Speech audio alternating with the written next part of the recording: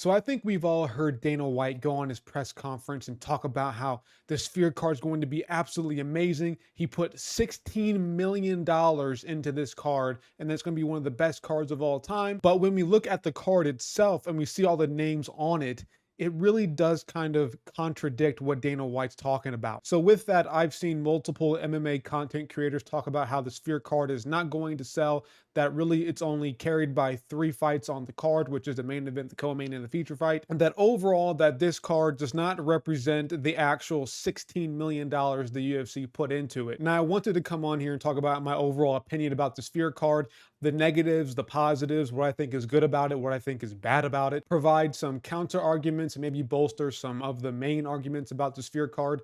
Overall, I do really agree that the Sphere card is not really a $16 million card. When you look at the whole entire card as a whole, it does not scream to you $16 million put into this. What screams 16 million is UFC 300. If UFC 300 was in the Sphere and Dana White was saying it was $16 million, I wouldn't doubt it. And honestly, it would be a good investment. But is this a good investment for the UFC going to the Sphere and putting on a Mexican themed card? But when it comes to the names on this card, a lot of these fighters you don't really know. When you go through the prelims, you're not seeing big name after big name. Matter of fact, once you get outside the first 3 fights of the main card, it's not really anybody that you're supposed to know. I mean, just looking at the first fight on the main card, it's Ronaldo Rodriguez versus Ode Osbourne.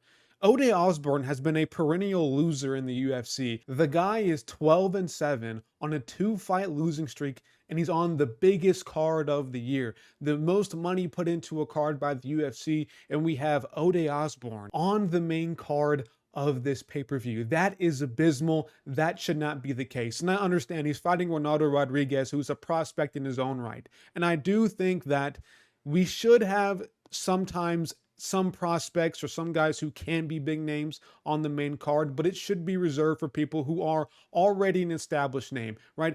I don't have any qualms with Bo Nickel being on a main card of a pay-per-view because he already is a big name, even if he is unranked. When Paddy Pimblett was making his first initial run in the UFC, I didn't mind Paddy being on a main card of a pay-per-view because he was already an established name. I don't care if he's unranked, and I do understand getting a Bo Nickel and a Paddy Pimblett into the UFC who are already big names outside of it that were fighting on regional scenes and not any big promotions like ONE FC or like Bellator. So getting those kind of guys is very, very rare for the UFC. So I don't mind them putting somebody who might be a little bit of a lesser of a name on the main card of a pay-per-view. But Ode Osbourne, like I know Ronaldo Rodriguez is a bit of a prospect, but he's not deserving of a main card fight between him and Ode Osbourne. Now listen, can he go out there and sleep Ode Osbourne in the first round and become a big name? Yes, but I do think that if you are going to put $16 million into a card, that you might want to have a little bit of a bigger name getting that first spot on the main card. And if I'm being honest, if the UFC wanted to put a prospect on the main card opener, there are better ones on the prelims already. There's Manuel Torres on the prelims. If you don't know who that guy is, he's a dog, and he is going to be a way bigger name than Ronaldo Rodriguez. Manuel Torres gets 6 finishes in the UFC. He's an actual real prospect. I think he is deserving over Ronaldo Rodriguez. Raul Rosas Jr. is the actual first fight of the entire card on the prelims. He is like 19 years old. The UFC has already put a bunch of promo work into him. Why not make him the main card opener? So when I really tried to break this down, I don't see any reason to have Ronaldo Rodriguez versus Ode Osbourne as the first fight of the main card. Now, this wouldn't be a big deal if this was any other card. If this was any other Latin-themed card for a different pay-per-view, I wouldn't care. It's just the fact that we're seeing Dana White go on press conference after press conference after every single Dana White's Contender Series and just claim and pretty much glaze the hell out of this card, talking about how much money he put into it, talking about how good the card is. And when I look at the card on Google, on Topology, it doesn't reflect that whatsoever. And I'm going to ask you guys this one question. You can answer in the comment section down below. Does really anybody care about Grasso versus Shevchenko 3? Now listen, I don't really mind it being on a pay-per-view.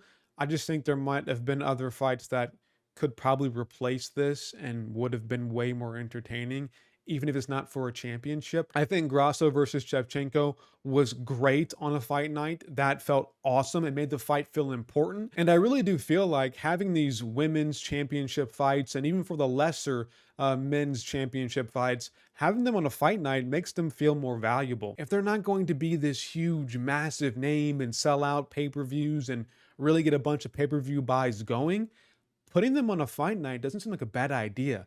And I think it's the same case for Grasso Shevchenko 3. I don't think many people are really clamoring at the idea of watching this fight for the co-main. It could be another bathroom break.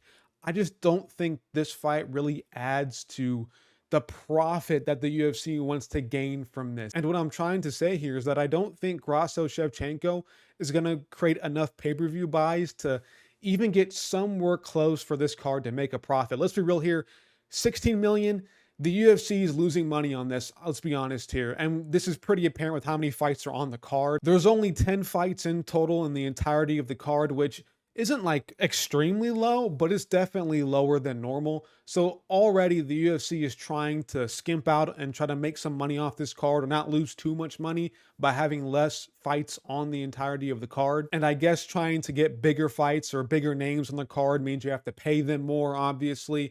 And the UFC just can't afford that with how much money they've already put into it, which I guess makes sense. But then why go to the Sphere, right? If the Sphere is going to be this big, huge financial investment to where you can't even put on a good card because it costs too much just to go there, then don't go to the Sphere. If you can't fork up enough money to where you can put big names on the card and pay whatever financial you have to do just to get into the arena, then don't go. If you're going to put on a shit pay-per-view because you just want to go to the Sphere and have that experience, then I just simply just don't go. Honestly, I don't think it's really that good of an investment. If you're going to lose money on it and not even have a good card, then don't go to the Sphere. At this point, the UFC, they just want to say that they had a card in the Sphere. It's just for, I guess, bragging rights, because I don't think other promotions can go to the Sphere. I don't think we're going to see a Bellator event there or a ONE FC event there ever. Like, I don't think we're going to see a PFL event ever in the Sphere because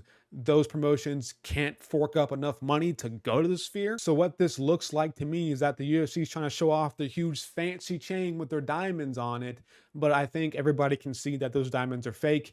I just don't really understand the idea of the UFC going to the Sphere. I understand it's a big financial investment, but is it really even worth the financial investment is what I'm questioning about the UFC. But at the end of the day, man, I am excited for Sean O'Malley versus Merab. I am excited for Ortega versus Diego Lopez. Like, I am hyped for those fights. I want to see Manuel Torres fight. I want to see Joshua Vance on the card as well. Hopefully he gets his comeback fight because he just lost recently. I've always liked Esteban Ribovic since he's been on the Contender Series. I watched him get that KO. Obviously, our man Chiwiwis is on the card. So there are some names that bring some intrigue, but I don't think the overall casual fan is going to be too hyped about this card. And $80 again, like, these cards aren't getting any less expensive. So I don't think the casual fan who watches time to time is going to fork up that much money to watch this card where they don't know that many people. I mean, you're pretty much paying $80 for 2-3 fights at best. Like, I don't know if I would ever pay $80 to watch a fight where it could be Merab just being boring throughout 5 rounds. Like, it could be an awful fight. And that's like worst case scenario, man. I'm paying for it anyways, but if I was a fan who paid $80 to watch Sean O'Malley versus Merab, and it was just Merab grinding against the fence with Sean O'Malley the entire time, then I would want my money back. You know what I'm saying? Now, obviously, O'Malley can get a KO over Merab, but at that point, you're just gambling your $80 and you're not getting it back. It's not like if you bought the pay-per-view hoping for O'Malley and Merab to be a war back and forth or just a banger fight or see a good KO. You're not getting a return on that. You just lose the money and you get the experience. And to me, is that worth $80? I don't know, man. It's up to people who wants to buy the car. I don't know. But that is pretty much it. Let me know how you feel in the comment section down below. I guess I'm out of here. Peace.